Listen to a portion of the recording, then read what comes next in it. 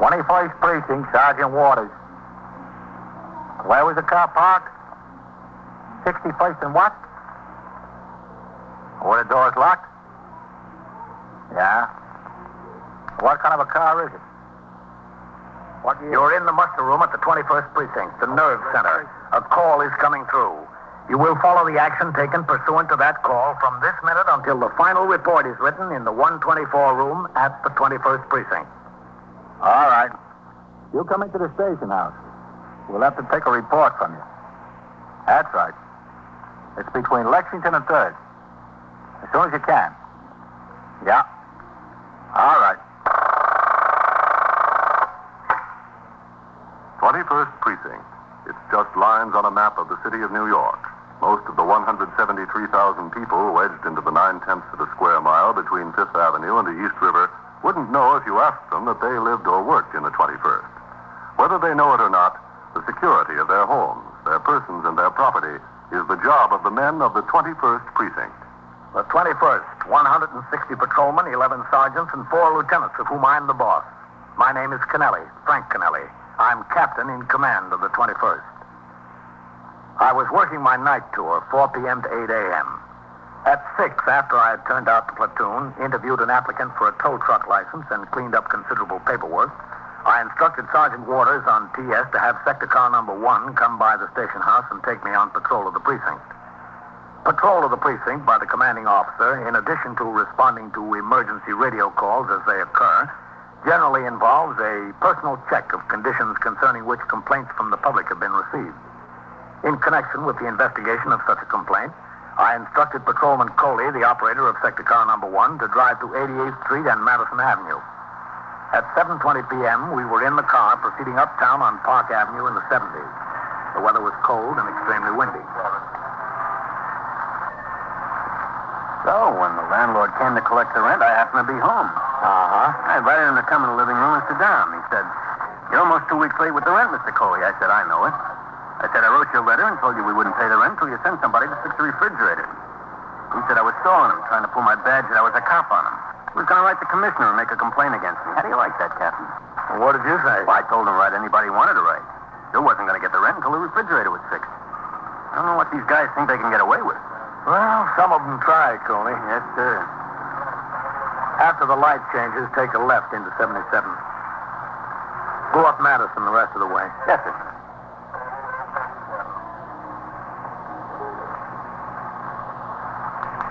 Captain. Yeah? What do you think of those 2 guys in the Cadillac there? Yeah. They look so good to me. They're sure making an effort to act calm, aren't they? Yes, sir. When the light changes, take off behind them. We'll get a look at the registration plates. But 2 guys that didn't own a new Cadillac, that's them. All right, there's the light. Let them go ahead. Okay.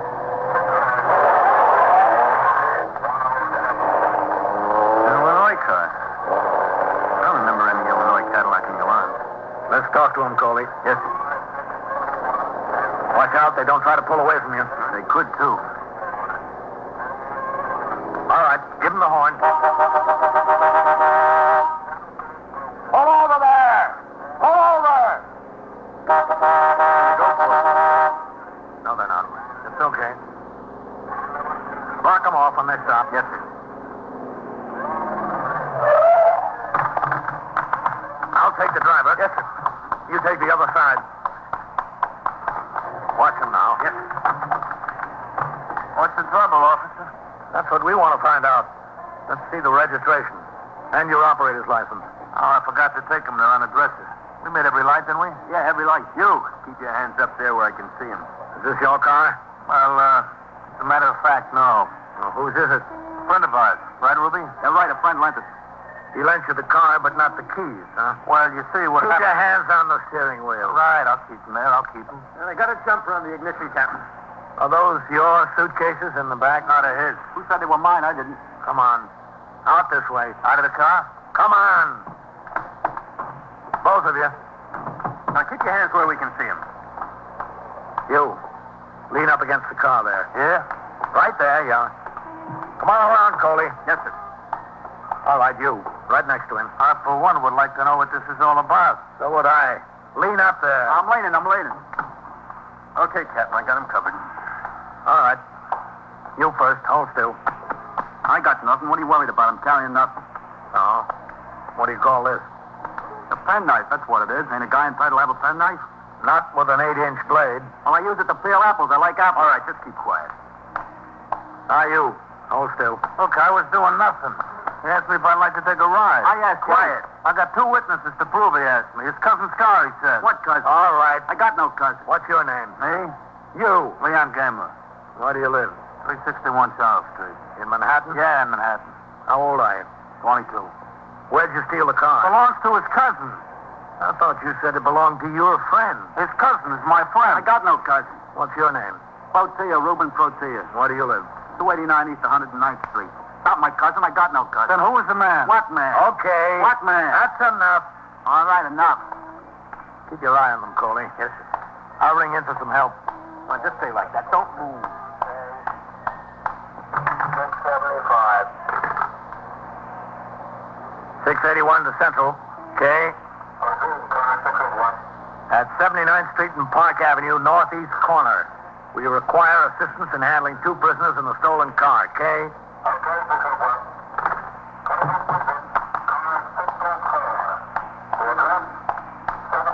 Okay, Coley. They're sending another car over. Yes, sir. I did nothing. Nothing. Don't say my cousin. I got no cousin. Go for a ride. Get some air. That's all I was invited to do. Well, you've got another invitation now, mister. To a party. You're giving it. Within 2 minutes, sector car number 4, Patrolman Joe Ryan, operator, and Patrolman Daniel Ziegler, recorder, arrived at the scene. A more thorough search of the prisoner's persons was conducted. No additional weapons were found. We also made a search of the 1953 Cadillac sedan. The ignition had been jumped to enable the thieves to start the car without a key. Although the favorite tool of car thieves, a beer can opener, was found on the floor of the car, there were no marks on any doors or windows indicating that the car had been broken into. In the back seat were 2 large suitcases and 2 smaller ones. The glove compartment was locked, so was the luggage compartment. Sergeant Fred Burns arrived on the scene with his car and operator. Sector car number 4 was instructed to resume patrol. Both prisoners were loaded into the space behind the front seat of sector car number 1 and were driven to the station house in the custody of Patrolman Coley and myself. Sergeant Burns followed, driving the Cadillac, which he parked in the passageway next to the station. The 2 prisoners, carrying the luggage that was in the car, were taken directly upstairs to the 21st Detective Squad by Patrolman Coley and myself. All right, go on. Move along. We're moving. Stuff is heavy.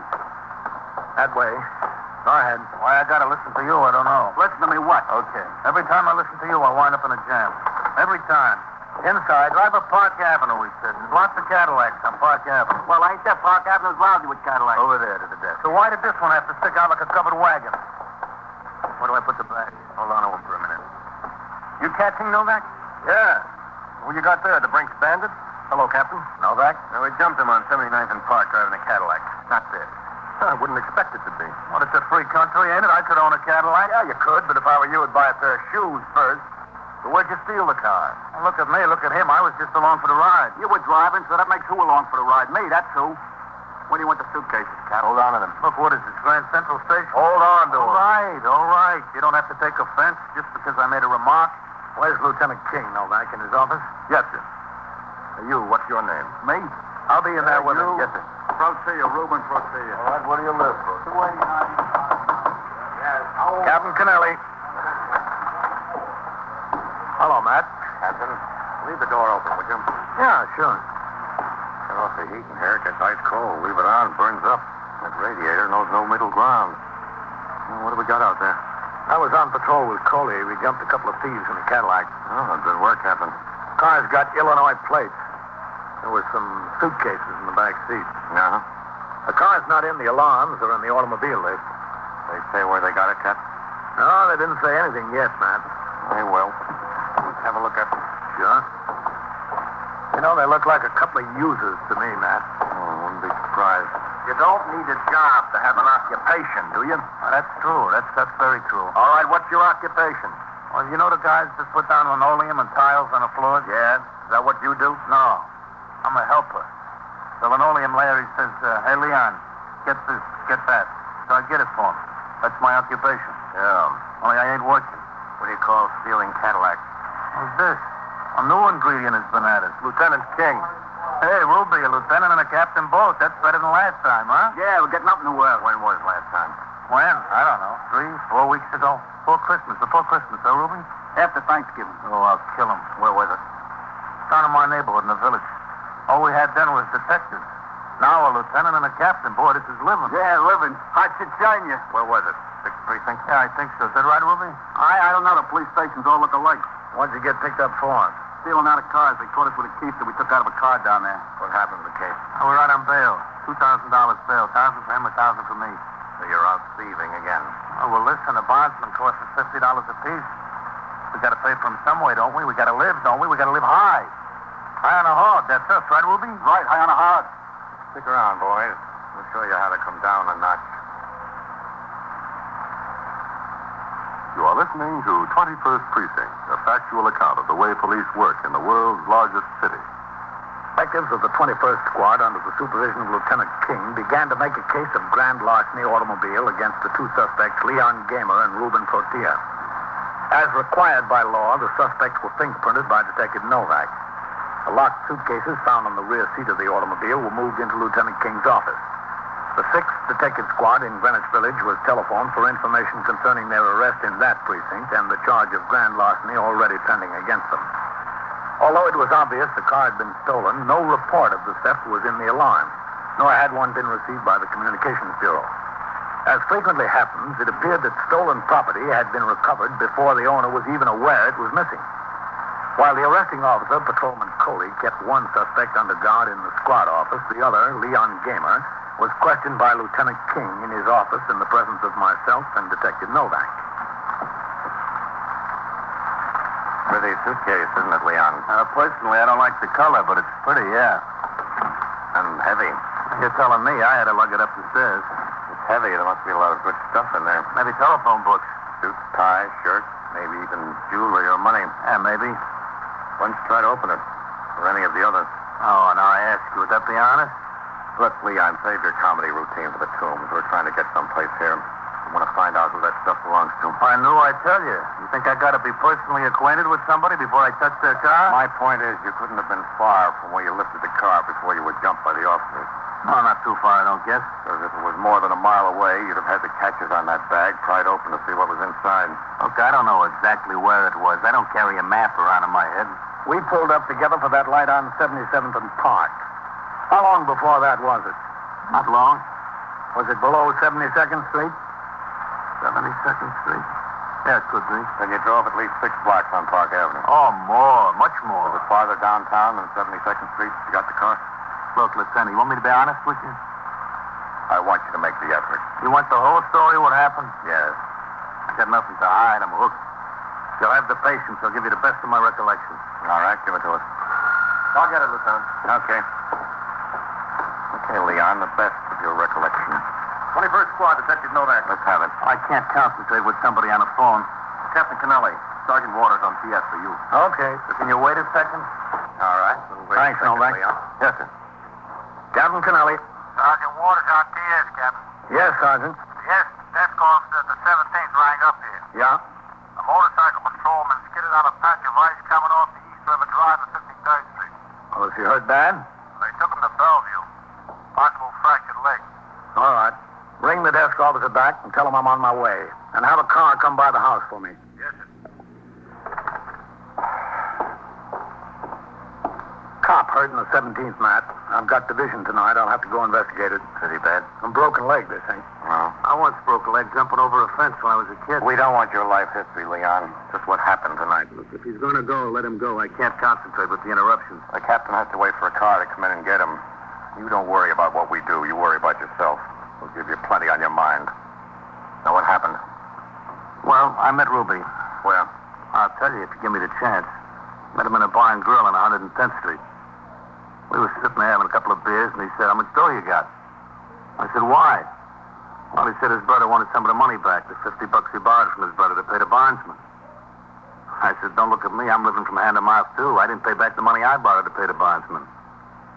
And we got to talking about how the trial is set next month, that even if we cop a plea, we're sure to get no less than 2 years apiece out of it. We got a lawyer to pay, and we still owe for the bail. And here we are with not $5 between us. Not even enough for a good jolt, huh? Oh, look, don't get me wrong. I don't mess around with that stuff. Just chippy once in a while. I got no big habit. So you got $5 between you. Yeah. Well, I don't know who mentioned it first, me or Ruby, but one of us said, let's go downtown, see if we can make some money.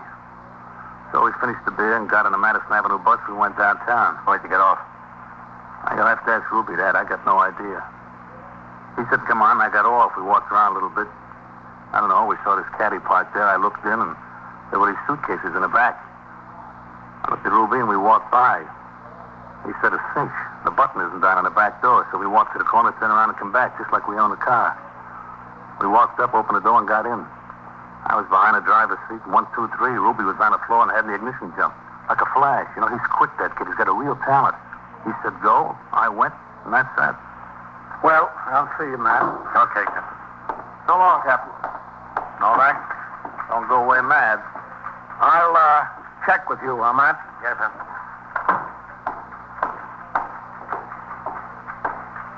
Well, looks like you'll have to go to court in the morning, Coley.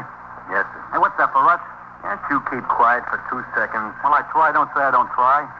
Had a dentist appointment, but that won't be hard to cancel. All right, I'll leave instructions with the desk officer that you're to go on reserve after you get those 2 books in. Yes, sir. Thanks, Captain. There's a good collar. Hey, what gives in there? What's he telling him? You'll get your turn, Ruby. Well, see you later, Coley. Yes, sir.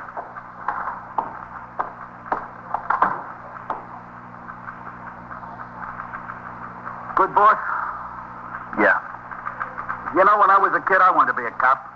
Well, at least you got to know a few. There was this cop over there on my block, a regular guy. I wanted to be like him.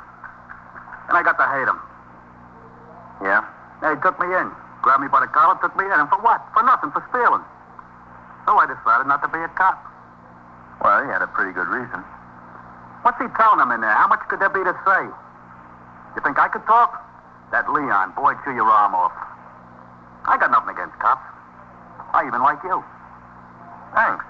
Oh, but that's nothing. Don't be too glad. I like everybody. Even Leon. If anybody could like Leon. He ain't very particular about his friends. What's he telling him, do you think? All about the deal, I guess. Well, he can leave something for me to say. I'll go in there and stand like a dope. They'll know everything I got to tell him. Oh, here they come. All right, go over there and sit down, Leon. Over where? Over here with him? That's right. Come on, Ruby. What'd you tell him, Leon? Get going, Ruby. My life history, A to Z. Well, what'd you tell him about me? Come on. Yeah, all right. Just don't make me out a liar to them. How could I tell him? I don't know what you said. Inside. Sit down over here. Yeah. Right here? Yeah.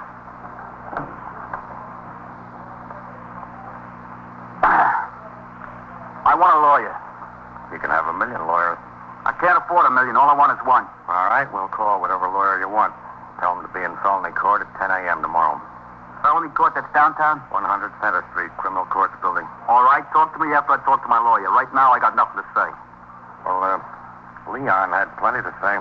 Well, that's his business. I don't care. He sure thinks a lot of you. I can't say vice versa. Thinks you're the most talented boy he knows. Doesn't think anybody can snap a lock on a car, get in, and jump the ignition as fast as you. Did he say that? Yeah. That's nice of him, you know. Said he can't think of a thief he'd rather work with. I didn't think Leon had a compliment in his body. 12 seconds is your record. Nah. Break open the door, jump the ignition, start the car in 12 seconds. Nah, not 12. I could maybe 15, not 12. That's what he said. Well, you know, Leon ain't no slouch either, you know. I know. Of course, I handled that caddy tonight, but I seen him turn some fast tricks, too. Between us, I guess we could get in almost any lot. Any lot. Oh. Well, we'll give you a new challenge, Ruby. Yeah, what's that? Sing Sing. You try the locks up there. By 8:45, no alarm had come through on the Cadillac sedan with Illinois license plates. Lieutenant King had been in touch with both the auto squad and the correspondence bureau of the central office. It was agreed that if the owner were not heard from within another hour, a telegram would be sent to the Illinois State Highway Patrol at Springfield with a request that the name of the owner be ascertained and a check made at the residence. Meanwhile, I was at the 17th Precinct Station House on East 51st Street. There, I entered in the blotter the results of my investigation of the injury to the motorcycle patrolman. I'd been to Bellevue Hospital and got a statement from both the officer and the doctor attending him. I'd seen the sector men and the sergeant who responded to the original call concerning the accident. In cases involving injury to a police officer in the line of duty, the manual of procedure requires a complete and immediate investigation of the facts by the commanding officer of the precinct or a captain on night duty in the division because of the possibility of sick leave with full pay and eventual disability retirement of the man. I returned to the 21st at 9:05 p.m. The car pulled up in front of the station house, and as I got out, I instructed the operator to pick up his partner and resume patrol. I crossed the sidewalk and started up the steps of the station house. Excuse me. Yes? This is the police station, isn't it? That's right, yes. Go ahead, Alicia. Seems nothing is safe anymore. Nothing. Thank you very much. What's the trouble, sir? Go ahead. Thank you. I want to talk to the person in charge here. Well, I'm the captain in command of the precinct. Will I do? I'm sorry, I didn't see your insignia in the dark. Didn't you? Oh, what an old, smelly building, Edward. Are the police stations in Chicago this old? How would I know? Captain, our car's been stolen. Oh? Has it? Well, he just told you it had. What kind of car? A Cadillac sedan. You said you were from Chicago? Yes, that's right, Chicago. Captain, it's absurd the way criminals are allowed to run around on the streets of New York. To steal our car from practically under our nose, that's no way to treat visitors, is it? Well, sir, I don't think thieves stop to find out if their victim is a New Yorker or a visitor. They're out to steal, not discriminate. I don't believe you told me what your name was. Private. Edward J. Private. I'm Captain Kennelly. Mrs. Private. How do you do? Mrs. Private. Well, if you're in charge, sir, how can we get some action? Our luggage was in the car, you know. We were leaving for Florida tonight, driving to Philadelphia tonight, starting out the first thing from there in the morning for Palm Beach. You have no idea what this does to our vacation. No idea. I can imagine, Mrs. Private. Would you excuse me just a second? We're not going to get the runaround, are we? No, sir. I've got to go over to the desk and sign the blotter. You just wait here. I'll be right back. Hello, Captain. Sergeant? A couple of messages for you. All right, I'll sign the blotter. Yes, sir. 21st Precinct, Sergeant Waters. What was that, mister? I didn't hear you. The bartender what? Were you speaking to the phone? Oh, he wouldn't sell you anymore, huh? No, there's nothing we can do to him. We ought to pin a medal on him. Well, you better not worry about drinking anymore tonight. Better go on home and go to sleep. Yeah? Well, go on home and go to sleep. I'm sure you will. You got those messages, Sergeant? Yes, sir. I saw those people hook you as they came in the door, Captain. You want me to bail you out with them? No. No, thanks, Sergeant. This one I want to handle myself. Yes, sir. All right, Mr. and Mrs. Bradford, we'll go upstairs to the detectives, all right? This way, please. A lot of good it'll do. The car's gone for good. Gone, I know it's gone. And all my clothes with it. Fine place for decent people to come, New York. Did you lock your car when you left it? Why, of course we locked it. Through here, please. Thank you. You know, even if it was locked, 4 suitcases on the back seat look pretty attractive to thieves. It was a sedan, you say? 4 doors. You might have locked 3. Upstairs, please. I'm positive I locked all 4 doors. I always do. Uh-huh. Where was the car parked? On 61st Street near Park Avenue. After I finished some business, we checked out of the hotel. We were going to this restaurant, Les Cargot. Do you know it, Captain? I've been in there, yes. That way, please. The most absurd thing in the world. Just absurd. You'll never get anything back, anything. Right here. Oh, thank you. Miss Parford? No protection. There's no police protection at all. Well, if that's a complaint, Mr. Parford, you're talking to the wrong man. I'm responsible for the police protection here. You should complain about me, not to me. Maybe I will. Over here, please. Hey, Leon, here comes the captain back again. Hi, Cap. Just sit there and be quiet. Are those men criminals? They're suspects, Mrs. Parford. Oh. Novak, is Lieutenant King in? Yes, sir, he is. Thank you. Captain Kennelly. Inside, please. Yes. This is Lieutenant King. Mr. and Mrs. Edward Twyford of Chicago, Illinois. Oh? How do you do? Mrs. Twyford? Lieutenant, Mr. and Mrs. Twyford are looking for some fast action. Their car has been stolen. And some luggage. I see. I don't know what we can expect, but I want Do to... you have the registration for your car, Mr. Twyford? Don't you believe that I own it? Oh, yes, I believe it. Just like to see your registration. Gets to be a question of who gets investigated, the victims or the thieves. Oh. There you are. Mm-hmm. Thank you. Do you mind looking on that table behind you? What? Is that your luggage? Edward. It is. Have you got the car, too? Yes, we've got it. Well, Edward, some of it's missing. There was more. In the trunk, there were 3 more bags. What about that? You've got the keys to the trunk in your pocket. We haven't touched it. The other bags are still in the luggage compartment. The car's not damaged, is it? No, not a scratch. Yeah, we've got the thieves. Those 2 boys outside. You saw them. Yeah, well, does everything look all right, Alicia? Yes, I think so. I think so. Well, this vanity case has a little scratch on it. Oh, does it? Sorry. But it might have been there. Well, I suppose that covers everything. Not quite everything, Mr. Twyford. No? You might say thank you. Oh, I'm sorry. Thank you, Captain. We're really deeply obliged. You're welcome, Mr. Twyford.